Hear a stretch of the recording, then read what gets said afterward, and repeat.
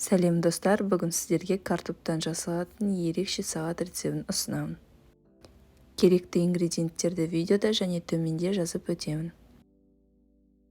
Алдымен картоптарды суға салып пісіріп аламыз. Қияр мен пиязды видеодағыдай турап аламыз.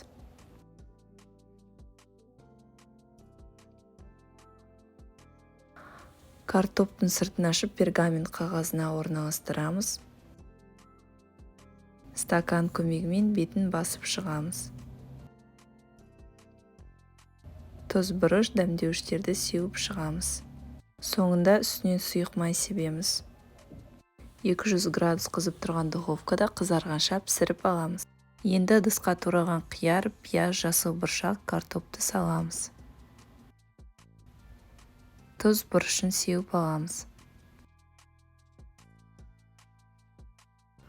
Соя соусын және қаймақты салып жақсылап араластырамыз. Сіздерге жасап көруге кеңес беремін. Видеоны лайк басып, каналыма тіркеліп қойыңыз. Сіздерге ас болсын.